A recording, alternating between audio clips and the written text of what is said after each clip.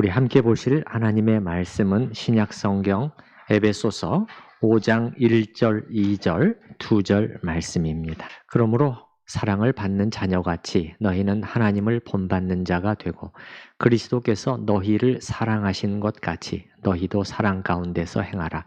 그는 우리를 위하여 자신을 버리사 향기로운 제물과 희생 제물로 하나님께 드리셨느니라. 아멘. 방금 읽은 이 2절 말씀 중에서 오늘은 1절을 중심으로 생각해보고 다음에 나머지 부분은 다음 주일에 또 보도록 하겠습니다. 그래서 오늘은 이 1절 본문을 중심으로 우리 성도님들과 함께 두 가지 포인트를 한번 생각해 보려고 해요. 첫 번째는 우리가 받고 있는 하나님의 사랑이란 어떤 것인지, 그 사랑의 성격에 대해서 안으로 좀 들어가 보려고 하고, 두 번째는 그리고 이런 사랑을 받는 우리가 왜 하나님을 본받는 자가 되어야 하는지, 그 부분에 대해서 두 번째로 살펴보도록 하겠습니다. 자, 여러분이 1절 말씀을 보시게 되면 그러므로 사랑을 받는 자녀 같이 이렇게 되어 있습니다. 자, 사랑을 받는다 이렇게 되어 있네요. 그럼 누구에게서 사랑을 받는다는 거지요? 우리가 누구에게서 사랑을 받는? 하나님에게서 받는 그 사랑을 가리키는 것이지요. 그리고 그 다음에 보면은 자녀 같이 이렇게 해가지고 같이로 번역을 해놨는데 여기 구절에서는 같이보다는 로서로 번역하면 더 좋을 것 같습니다. 그래서 이렇게 그러므로 사랑을 받는 자녀로서 너희는 하나님을 본받는 자가 되고 이렇게 하면 좋을 것 같아요. 자, 사랑을 받는 자녀, 사랑을 받은 자녀가 아닙니다. 받는입니다. 받는. 따라서 보십시다. 받는. 받고 있는 이런 뜻이죠. 이미 받았지만 지금도 받고 있다는 뜻이겠죠. 자, 여러분, 사도는 이 에베소 성도들에게 그러므로 너희는 사랑을 받는 자녀로서 이렇게 말씀하고 있네요. 그러면 여러분도 이 대상이 되나요? 여러분도 지금 하나님의 사랑을 받고 있는 자녀입니까? 네. 그렇게 여러분들이 아멘을 해주시니까 훨씬 좋은데요. 지금 어떤 특별한 조건을 제시하고 있지는 않아요, 사도가. 그 중에서 에베소 성도들 중에서 특별한 어떤 사람들을 너희들은 이 하나님의 사랑을 받고 있는 사람들이다. 그렇게 말씀하고 있지 않고 예수를 믿었고 그 예수 안에 있기에 그리고 자녀이기에 무엇보다 사랑을 받는 자녀잖아요, 자녀. 여러분이 자녀라면 이 말씀에 이 포함이 된다는 것이지요. 우리가 과연 우리를 향한 하나님의 사랑에 대해서 얼마나 알고 있는지, 우리가 하나님으로부터 얼마나 크고 따뜻한 그 사랑을, 지극한 사랑을 받고 있는지에 대해서 사실은 우리는 잘 알지 못합니다. 저도 마찬가지고요. 어떤 하나님의 사람은 이 지구상에서 그 사랑을 알 수 있도록 만들어진 피조물이 단 한 명도 없다. 그렇게 말을 하기도 했는데요. 예를 들어서 우리는 지난주에 1만 달란트의 채무에 대해서 좀 생각해 봤잖아요. 그건 뭐라고 그랬죠? 우리가 하나님께 진 도저히 갚을 수 없는 사랑의 빚을 가리키는 것이라고 말씀드렸잖아요. 죄 용서의 빚인 것이죠. 그런데 이 1만 달란트가 1만 달란트 숫자를 제가 말씀드리는 게 아니고 그거는 물론 20만 년의 봉급에 해당이 된다. 그렇게 우리가 계산은 해봤지만 그 주님이 그 1만 달란트라는 그 수치를 제시해 주셨을 때 우리가 하나님께 진 이 죄 용서의 빚이라는 것이 도대체 그 크기가 얼마나 큰 것인지에 대해서 과연 우리가 알 수 있느냐는 거예요. 저는 지난 한 주간 동안에 이 부분을 좀 자주 생각을 해봤습니다마는 우리는 잘 몰라요. 우리가 알고 있는 것 같지만 잘 모릅니다.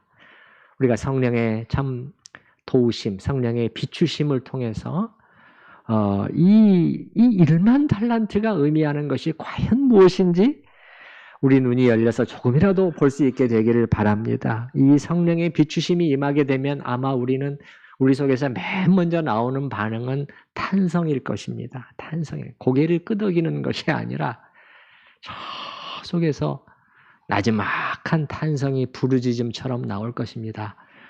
와, 그렇구나. 우리가 받은 그 용서의 사랑이란 게 얼마나 엄청난 것이었는가를 우리 눈이 열려서 조금이라도 보게 되면 그 이 탄성이 터져 나오면서 우리는 하나님 앞에 고개를 숙이고 경배를 올려드리게 될 것입니다. 우리는 정말 몰라요.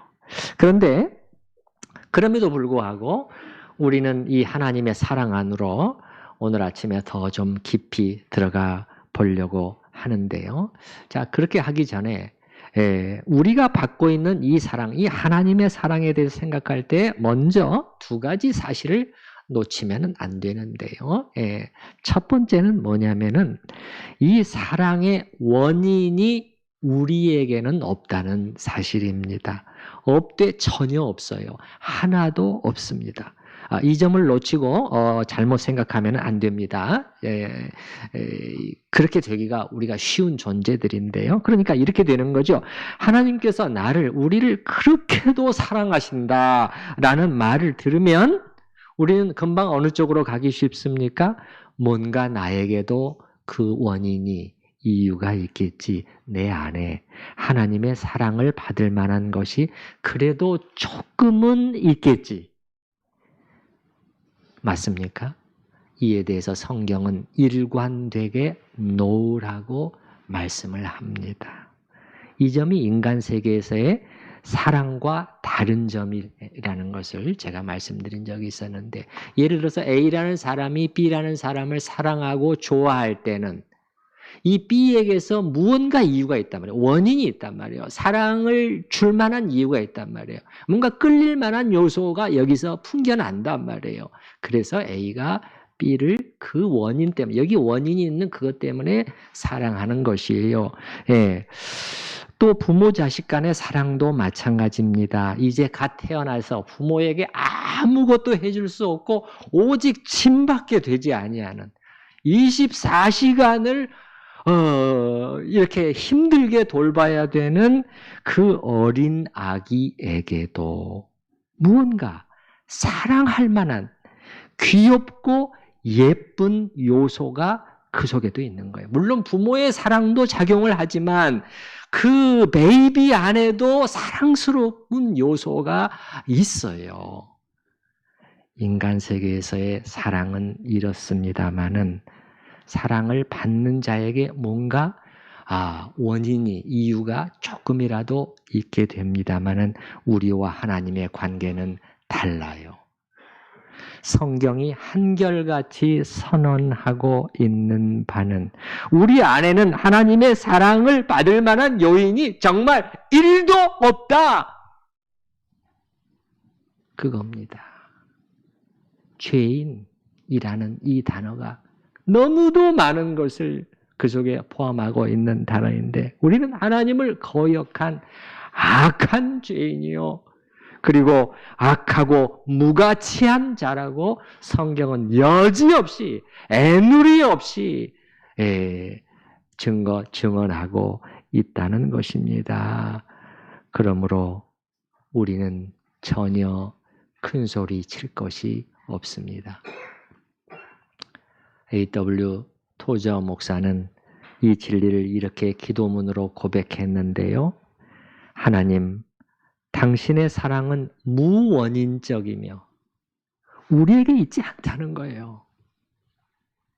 받을 자격이 없음에도 불구하고 주시는 사랑입니다. 당신 자신이 우리가 사랑받는 그 사랑의 이유가 되시나이다. 이유가 있다면 하나님에게 있는 것이지 우리에게는 없다는 것이에요. 당신 자신이 우리가 그렇게 큰 사랑을 받는 그 사랑의 이유가 되시나이다. 아멘, 아멘이죠.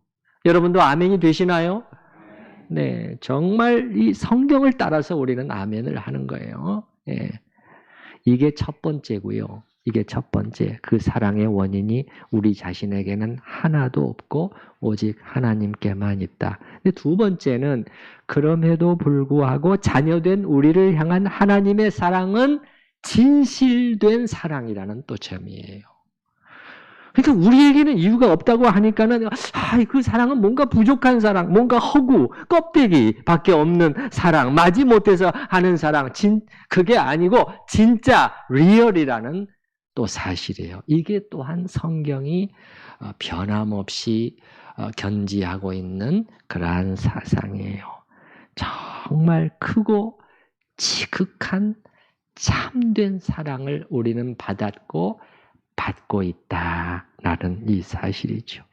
그래서 이제 지금부터 이 두 번째 포인트에 대해서 조금 더 구체적으로 생각해 보려고 하는데요. 자, 여러분, 사랑이 무엇인가? 만약에 누가 여러분에게 사랑이란 무엇입니까? 이렇게 묻는다면 여러분은 얼른 답을 하기가 어려울 것이에요. 그렇지만 그 사랑은 어떻게, 어떤 모양으로 나타납니까? 이렇게 물어본다면 우리는 답을 할 수 있죠. 그 사랑이 어떤 모양으로, 어떤 형태로 표현되는지 우리는 알 수 있고, 우리에게는 그걸로 충분해요. 하나님의 사랑을 우리가 알고 누림에 있어서 그것만 알면 됩니다. 그래서 이 사랑이 어떻게 나타나는지에 대해서 네 가지를 제가 한번 말씀드려 보려고 해요.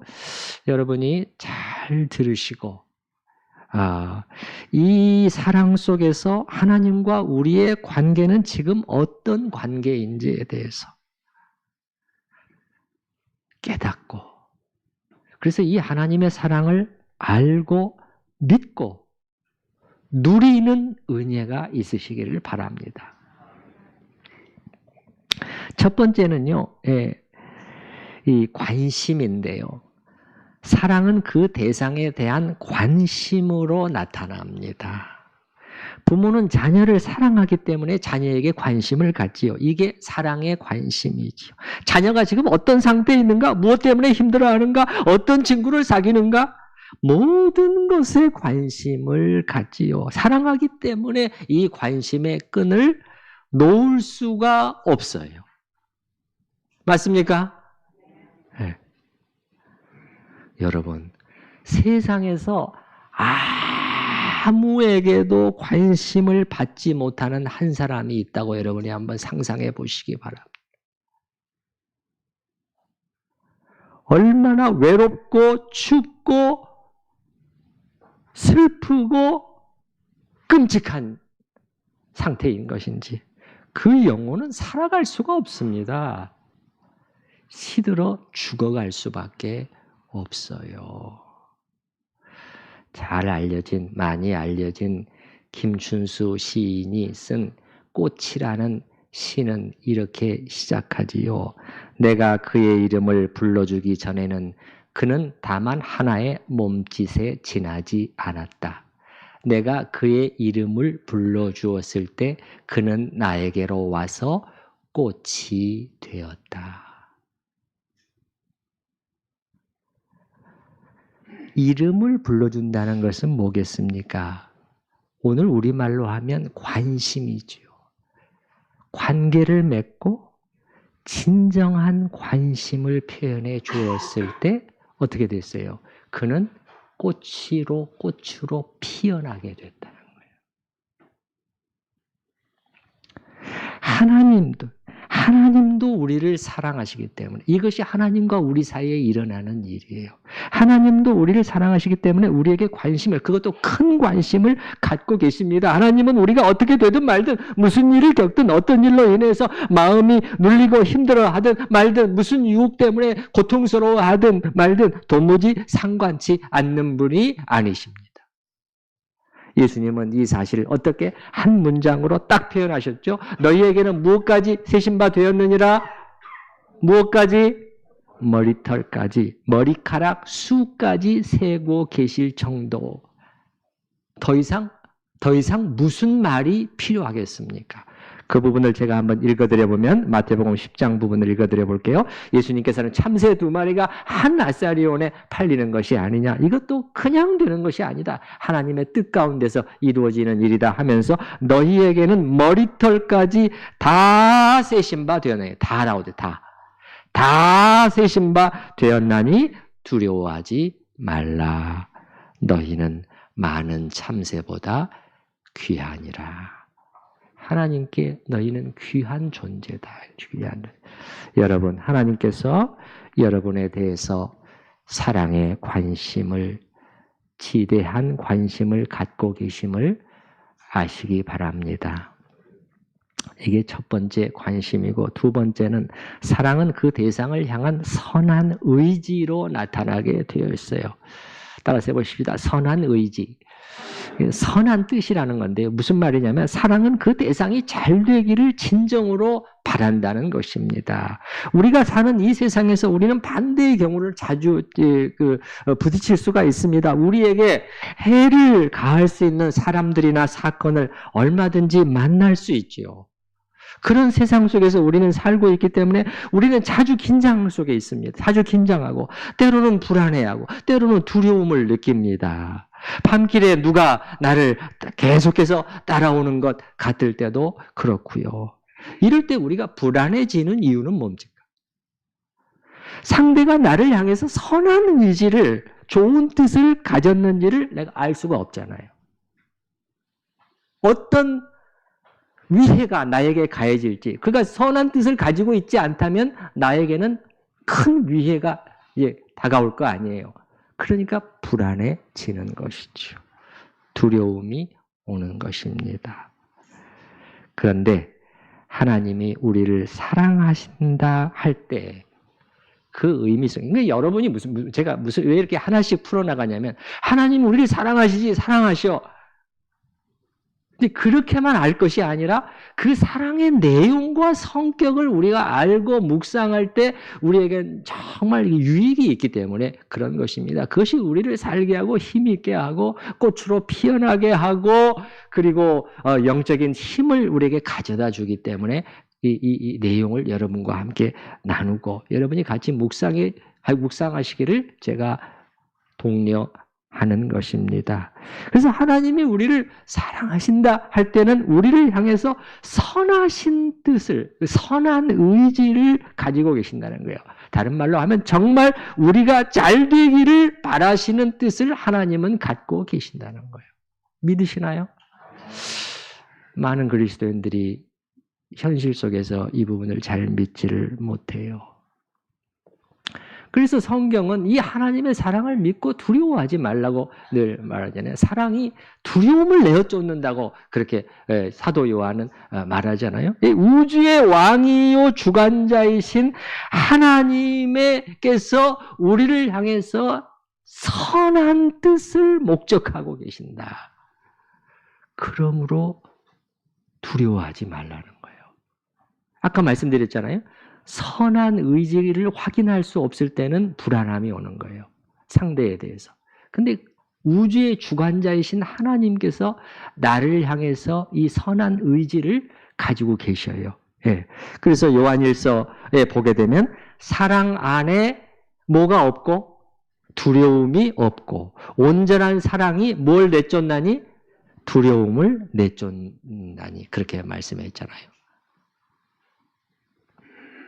요한일서 바로 그 앞부분 4장 16절에 보면 이 부분을 사도 요한이 먼저 말씀해요. 하나님이 우리를 사랑하시는 사랑을 우리가 알고 믿었노니. 우리가 이 하나님의 사랑을 알고 믿는다면 그런 거죠.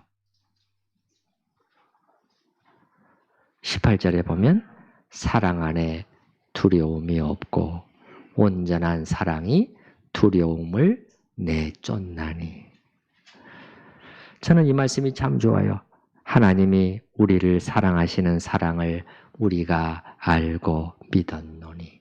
여러분도 믿으시지요? 예.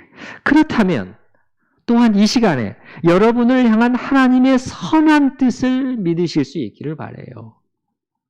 믿으실 수 있기를 바랍니다. 예. 왜냐하면 이게 사랑이기 때문에. 사랑은 그냥 좋아함만이 아니라는 거예요. 그냥 좋은 감정만이 아니라는 거예요.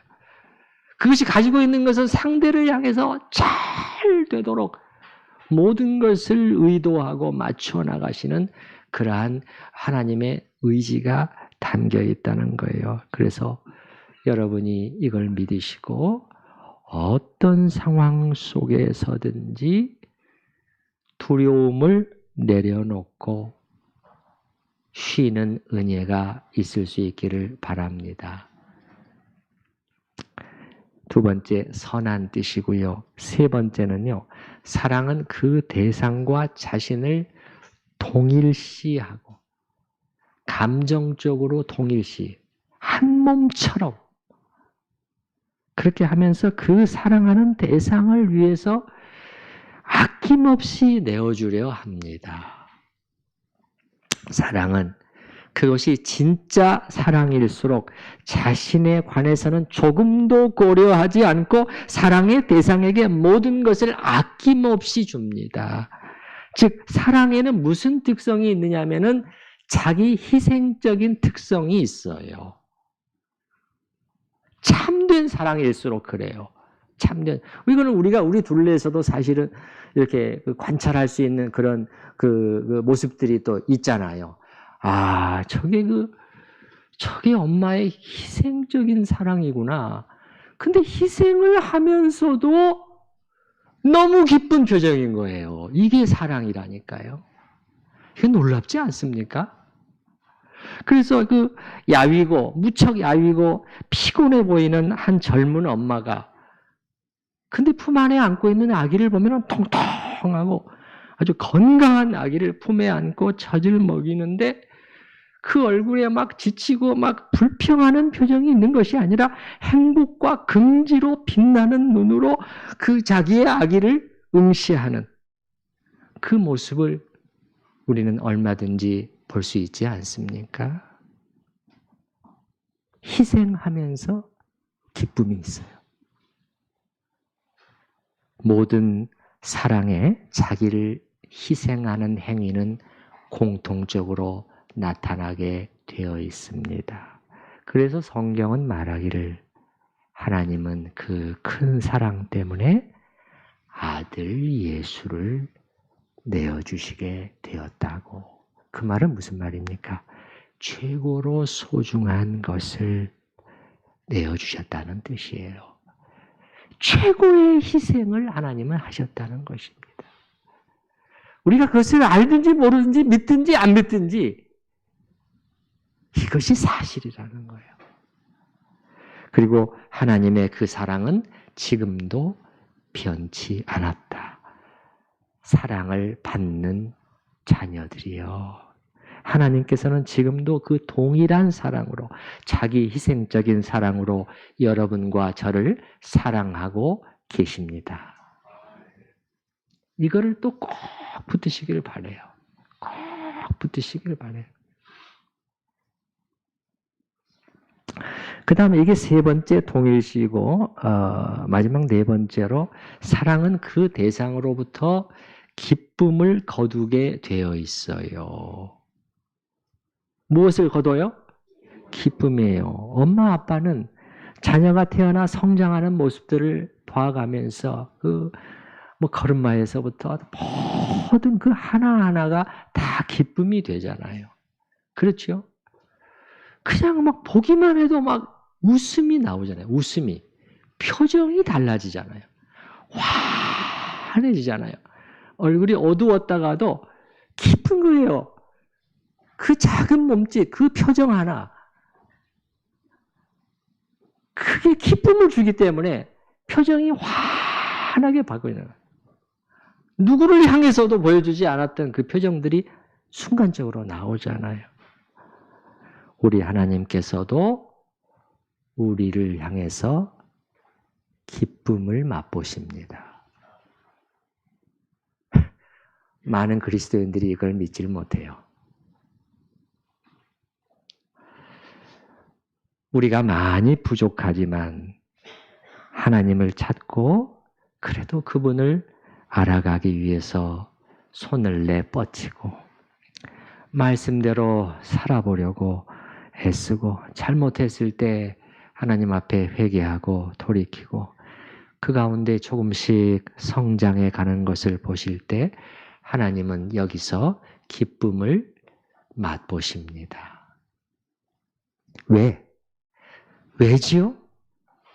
사랑은 그 대상에게서 기쁨을 얻게 되어 있기 때문에 그렇습니다. 그렇기 때문에 여러분이 하나님에 대해서 만약에 이런 상을, 이런 이미지를 가지고 있다면은 그거는 바람직하지 못해요.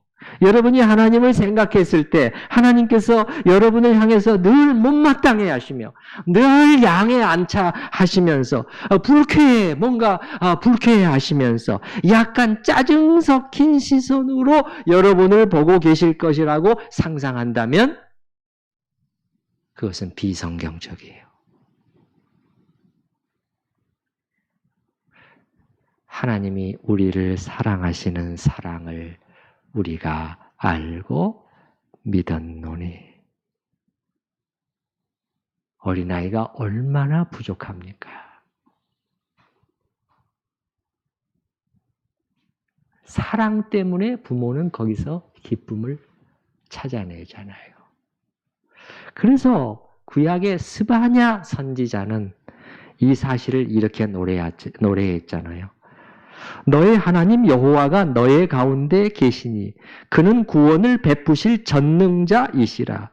그가 너로 말미암아 기쁨을 이기지 못하시며 너를 잠잠히 사랑하시며. 보이시나요? 사랑이 나오고 기쁨이 나오잖아요. 그가 너로 말미암아 기쁨을 이기지 못하시며 너를 잠잠히 사랑하시며 너로 말미암아 즐거이 부르며 기뻐하시리라 하리라. 제 말이 아니잖아요. 하나님의 말씀이잖아요. 사랑의 원인이 우리에게는 단 하나도 없지만, 그래서 우리는 큰 소리 칠 이유가 하나도 없지만, 그럼에도 하나님이 이렇게 우리를 사랑하시고 그 사랑으로 인해서 우리를 기뻐하심은 분명한 사실입니다. 우리가 하나님의 사랑을 믿는다면 하나님의 기뻐하심도 믿어야 돼요. 이렇게 해서 우리를 향한 하나님의 사랑이 껍데기가 아니고 허구가 아닌 진짜이고 또 얼마나 놀랍고 아름다운 것인지에 대해서 여러분이 조금이라도 더 보실 수 있도록 하기 위해서 좀 길게 말씀을 드렸습니다. 여러분이 이러한 하나님의 사랑에 대해서 더 많이 묵상하고 붙들 수 있으면 좋겠습니다. 예. 오늘 아침 4가지 관심, 그리고 선한 뜻, 동일시와 희생, 그리고 기쁨에 대해서 말씀을 드렸는데 여러분이 한 번쯤 하나씩을 천천히 생각하셔야 됩니다. 그리고 자기에게 적용하시기 바랍니다. 남 얘기가 아니잖아요. 하나님이 여러분을 사랑하신다는 것이 이렇게 사랑하신다는 것. 다음 주일에 설교 요약지가 나가면 더 자세히 읽어보고 또 그렇게 하세요.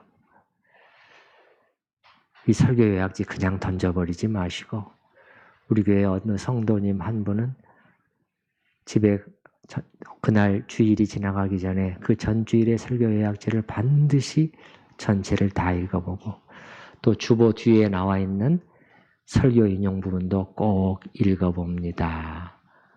제가 이렇게 들었는데 잘 활용하실 수 있기를 바라요. 자, 우리는 그렇게 해서 하나님께서 우리를 사랑하신다고 하는 것의 그 구체적인 내용과 성격을 한번 좀 들여다봤고요. 그러면 이제 두 번째로 이렇게 하나님으로부터 특별한 사랑을 받는 자로서 그러면 우리는 어떻게 해야 한다고 사도는 말하고 있는지 본문을 한번 보시기 바랍니다. 그러므로 하나님 사랑을 받는 자녀로서 그 하반절 너희는 같이 읽어보십시다. 너희는 하나님을 본받는 자가 되고, 되고라고 되어 있는데 이거는 되라는 것입니다. 명령형입니다. 되라는 것이에요. 여기서 너희는 하나님을 본받는 자가 되라고 할 때는 뭐 이런 의미에서의 본받음은 아니겠죠. 예를 들어서 하나님의 영광, 하나님이 누리시는 영광, 그분의 영원하심, 시간을 초월해 계심, 어미하심, 전지전능하심, 무소부재하심, 이런 것을 본받으라고 하는 것은 아니겠죠. 이것은 우리가 본받을 수 없는 하나님께만 있는 속성이니까요. 그럼 여기서 말하는 것은 뭐냐? 하나님의 여러 성품들이죠. 아름다운 성품들이죠. 그분의 거룩하심, 의로우심, 선하심, 그분의 사랑, 그분의 긍휼히 여기심, 그분의 불쌍히 여기심, 그분의 오래 참으심, 용서하고 받아주심, 이러한 그분의 성품들을 우리가 본받는 자가 되어야 한다고 사도는 말씀하고 있는 것이죠. 그런데 여러분, 여기 지금 1절에 이 앞에 부분과 뒤에 부분이 어떻게 연결이 되는지 한번. 자, 우리가 하나님의 사랑을 받는 자녀라는 사실과 우리가 하나님을 본받는 자가 된다는 사실이 무슨 직접적인 관계가 있습니까? 왜 우리가 하나님의 사랑을 받는다는 그 사실이 로 인해서 우리는 하나님을 본받는 자가 되어야 되는 것이죠?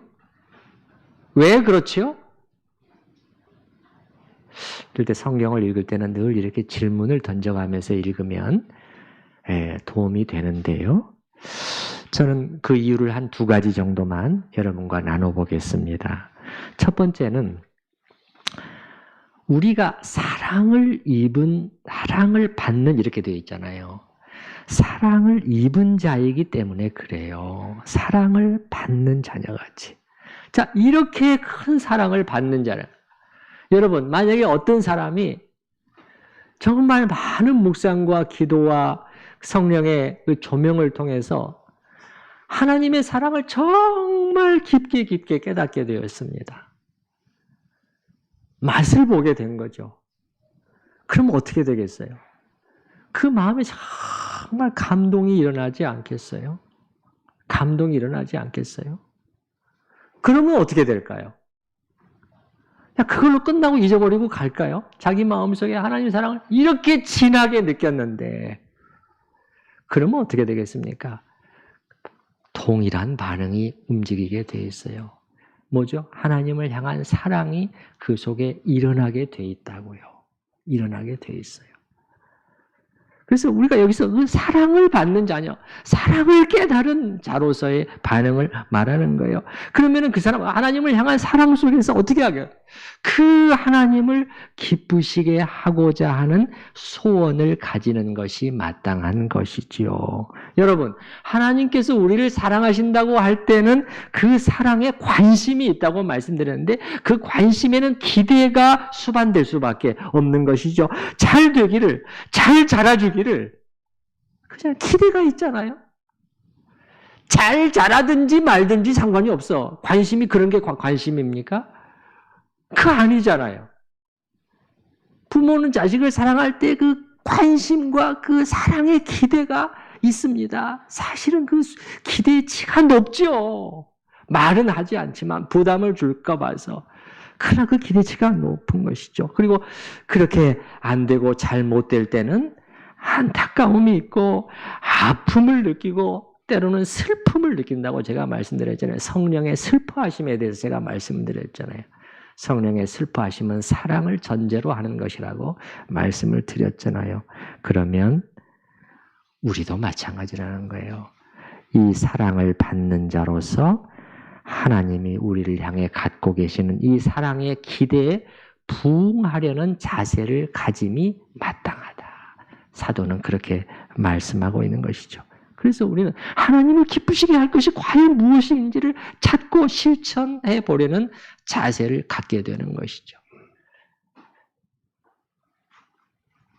그래서 여러분 에베소서 저 뒤에 5장 10절 말씀을 잠깐 보시기 바랍니다.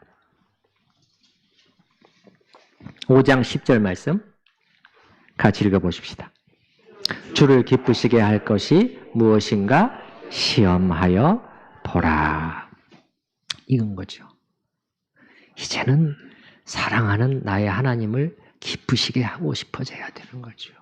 여러분 안에 하나님의 사랑을 많이 깨달으시고 이 소원까지 이루실 수 있기를 바라요.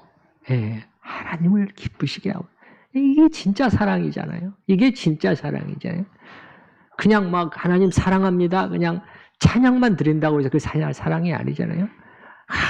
속에서 이게 주님을 나도 사랑하고 그 사랑하는 주님을 나도 조금이라도 기쁘시게 해드리고 싶어.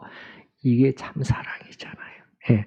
여러분, 우리 그리스도인들의 순종은요, 이렇게 관계 속에서 이루어지는 거예요. 관계. 단순히 법조문의 순종, 그것 이상이에요. 우리는 훨씬 더 고상한 동기를 가지고 있어요. 내가 사랑하는 아버지의 뜻이기 때문에 순종한다는 것이죠. 그래서 여러분이 어느 날 결정을 하는 거죠. 결정을 할 때, 예? 내가 그분을 사랑하기 때문에 오늘 난 이렇게 하기로 결정을 내린다. 내가 이렇게 하고 싶지만 하나님의 뜻을 내가 알기 때문에 내가 오늘 이 결정을 내린다. 이게 아름다운 것이에요. 이게 아름다운 것이에요. 우리 주 예수님이 늘 그렇게 사셨잖아요. 예.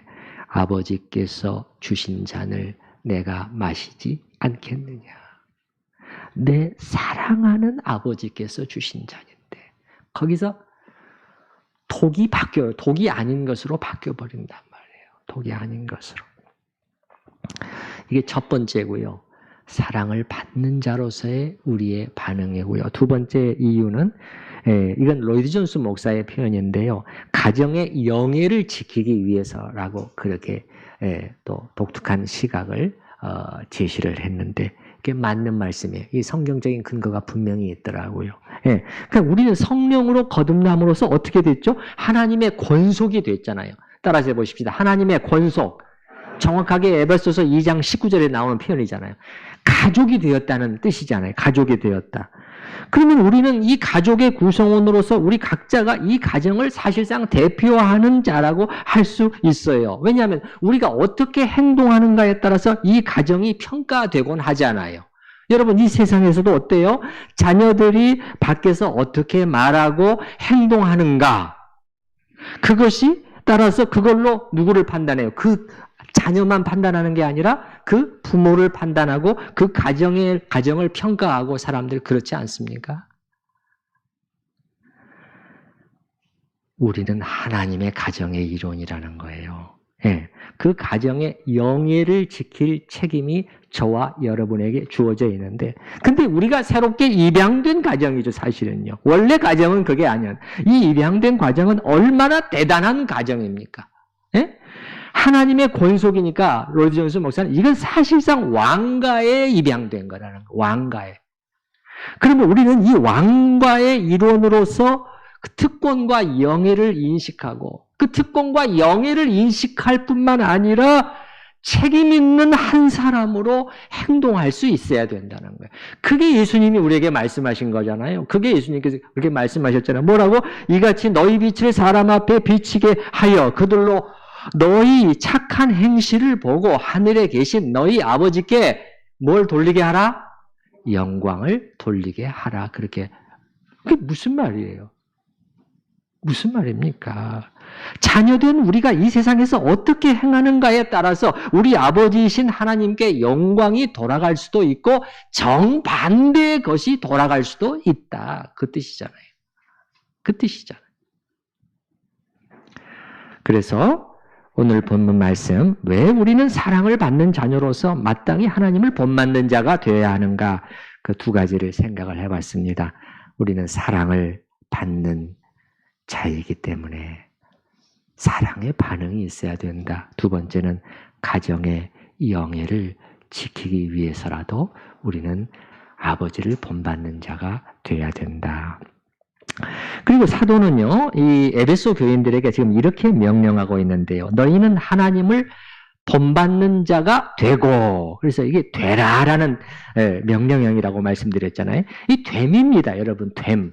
뭐뭐이 됨에 대해서 성경은 지대한 관심을 가지고 있어요. 됨. 여러분이 신약 성경을 읽어 나가시면 여기 에베소서에도 그렇고 성경의 중요한 관심사가 됨이에요. 여기 따라서 해보십시다. 됨. 뭐뭐이 됨이에요. 뭐뭐이 됨. 하나님을 닮는 사람이 됨이잖아요. 예. 무엇을 함도 있지만은 무엇이 됨이 아주 중요해요. 어떠한 일을 함 이전에 어떤 사람이 됨이에요. 성경은 그것에 관심을 갖습니다. 여러분이 에베소서 지금 4장, 5장 첫 부분에 왔습니다만 앞부분 4장만 쭉 훑어보시기 바랍니다. 무엇을 하라고 하는 것 이전에 이러이러한 사람이 됨에 대해서 말씀하잖아요. 함은 doing이잖아요. 영어로. 됨은 being이라고 보통 말하죠. being이라고. 우리도 신앙생활을 하면서 이 점에 좀 더 관심을 가질 수 있어야 되겠어요. 왜냐하면 성경이 관심을 갖는다, 중시한다, 하나님이 중시하는 것을 말하는 것이거든요. 예. 오늘날의 기독교는요, 이 활동 위주의 기독교가 되어 있어요. 예. 뭔가 바쁩니다. 바빠요. 뭔가 정신들이 없어요. 왜죠? 됨보다는 함에 눈이 가 있기 때문에 그래요. 함을 하면 사람들이 즐거워해요. 함.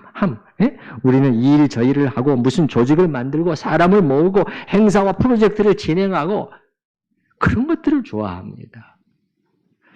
근데 관심이 이런 것들에 주로 많이 가 있어요. 근데 성경의 관심과 좀 다릅니다. 하나님의 말씀은요. 다시 너희는 하나님을 본받는 자가 되고, 따라서 해보십시다. 되어라라는 거예요. 되어야 한다. 이 일에 힘써야 한다. 개인적으로 또 온 교회적으로 여기에 힘써야 한다고 하나님의 말씀이 우리를 촉구하고 있습니다. 그리고 우리가 하나님을 본받는 자가 된다고 할 때 물론 모든 면에서 본받아야 하겠지만 특별히 오늘 본문은 사랑을 더 많이 생각을 하고 있는 것 같습니다. 왜냐하면 그 다음 2절에서도 보면 어떻게 시작이 됩니까? 그리스도께서 너희를 사랑하신 것 같이 너희도 사랑 가운데서 행하라고 사랑을 말씀하고 있잖아요. 그리고 사실 앞에서 쭉 이어온 내용들도 한번 보시고 다 사랑과 관련이 되어 있어요. 25절부터 한번 잠깐 보시기 바랍니다. 25절 거짓이 아닌 참된 것을 말함. 28절에 직접 노동해서 가난한 형제자매들을 돕고 구제하는 것. 29절에서 덕을 세우는 말을 해라. 32절 서로 친절하게 하고 불쌍히 여기고 용서해라. 이런 것들이 사실은 다 사랑의 그 표현, 사랑의 나타남이거든요. 그래서 오늘 본문은 하나님을 본받되 특히 그분의 사랑을 본받음을 우리에게 많이 이렇게 촉구하고 있다고 할 수 있겠습니다. 그런데 여러분, 하나님의 사랑에 대해서 한 가지만 말씀을 드리고 마무리하도록 하겠습니다. 근데 우리가 본받아야 할 하나님의 사랑은 어느 정도의 사랑이냐는 거예요. 성경은 원수까지도 사랑하는 사랑이라고 말씀한다. 우리가 거기까지 본받아야 된다는 거예요. 그래서 예수님이 말씀하시기를 너희가 너희를 사랑하는 자를 사랑하면 그게 뭐가 대단한 거냐? 다 한다. 너희가 아버지를 닮는다. 아버지를 본받는다는 것은 아버지의 이런 죄인들에게까지 어떻게 하시는 하나님을 설명해 주셨잖아요. 우리가 그 말씀이 중요한 본문이거든요. 이 에베소서랑 아주 관련되는 본문이기 때문에 그거 좀 잠깐 찾아보고 마쳤으면 좋겠어요. 마태복음 5장 43절부터의 말씀인데요. 제 성경으로는 신약성경 7페이지입니다. 마태복음 5장 3절, 5장 43절입니다.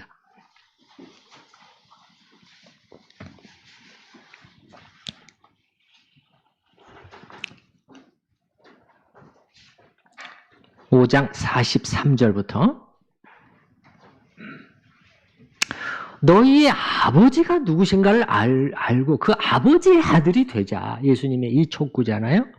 5장 43절 또 내 이웃을 사랑하고 내 원수를 미워하라 하였다는 것을 너희가 들었으나 나는 너희에게 이르노니 너희 원수를 사랑하며 너희를 박해하는 자를 위하여 기도하라.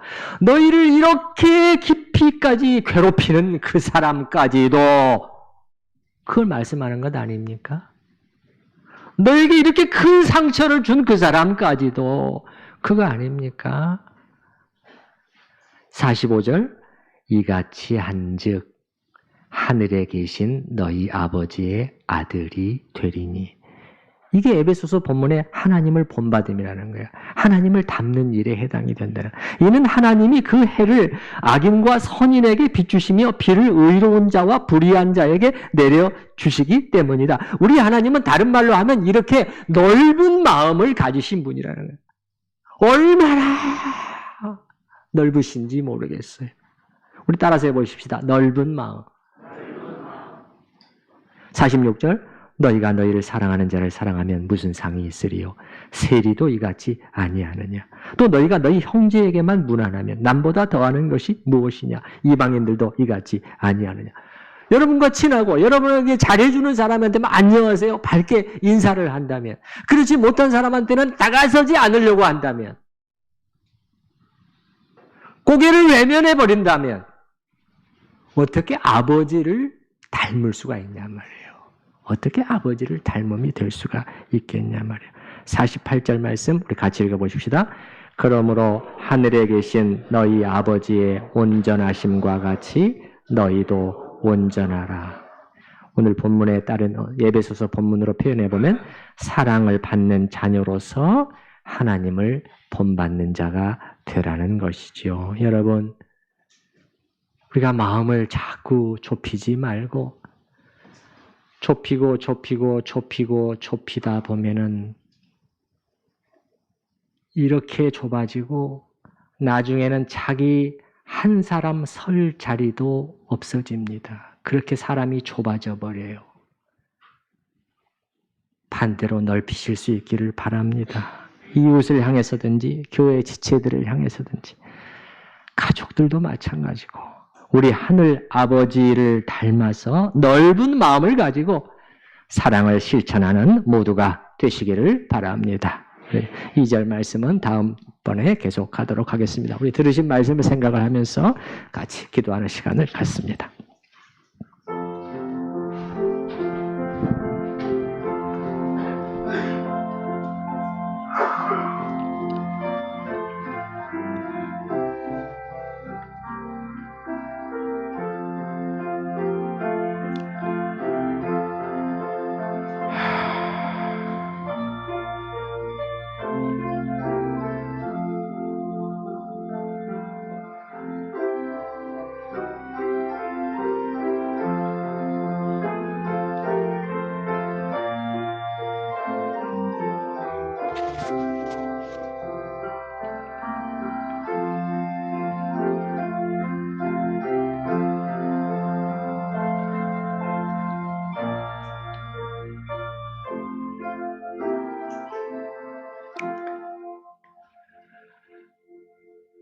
참으로 하나님의 사랑을 받을 만한 그 어떤 원인도 이유도 저희에게서 찾아볼 수 없음에도 불구하고 동시에 하나님의 사랑은 진실되고 진짜 사랑이라는 것도 오늘 이 아침에 확인했나이다.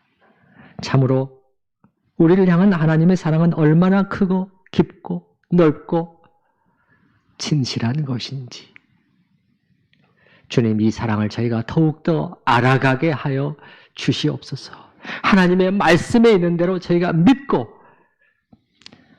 그 사랑 속에 거하게 하여 주시옵소서. 주님, 저희가 흔들릴 때, 저희 마음이 눌릴 때, 저희가 두려움과 불안 속에 있을 때, 그때 다른 것을 다 생각하지 말게 하시고 오직 하나님의 사랑, 이 하나님의 사랑만 생각하게 하여 주시옵소서.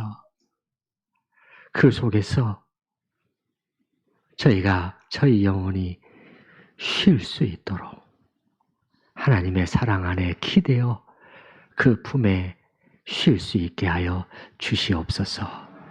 또한 사랑을 이렇게 받는 자로서 우리가 어떻게 반응해야 되는 것인지,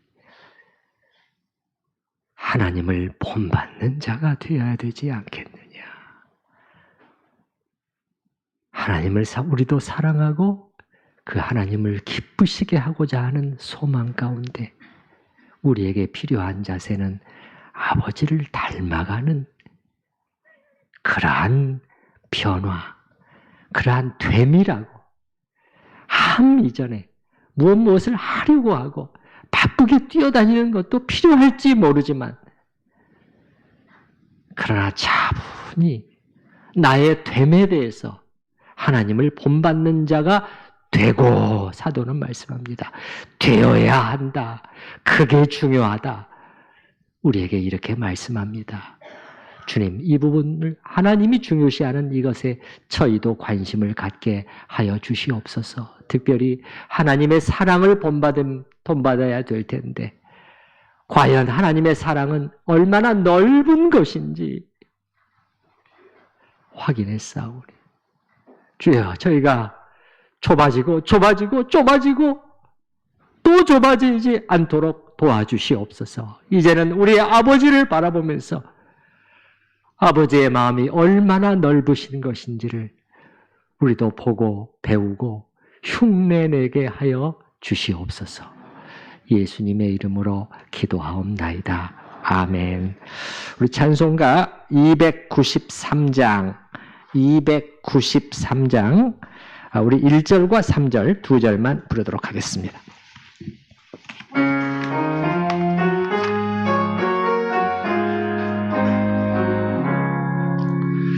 주의 사랑 비칠 때 기도 몸에 근심 걱정 물러가고 기쁨 오네. 기도하게 하시며 희미한 것 물리쳐 주의 사랑 비칠 때 기쁨 오네. 그 큰 사랑 내 마음속에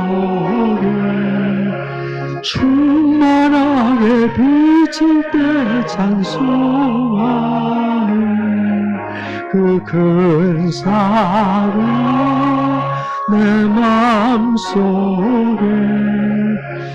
화평함과 기쁨 주네. 그 큰 사랑 주의 사랑 비칠 때 이 세상은 어둠 슬픔 중 한 짐이 다 사라져 우리들의 가는 길 밝게 비춰주시며 복을 받게 하시는 그 큰 사랑 그 큰 사랑 내 마음속에 충만하게 비칠 때 찬송하네. 그 큰 사랑 내 마음속에 화평함과 기쁨 주네. 그 큰 사랑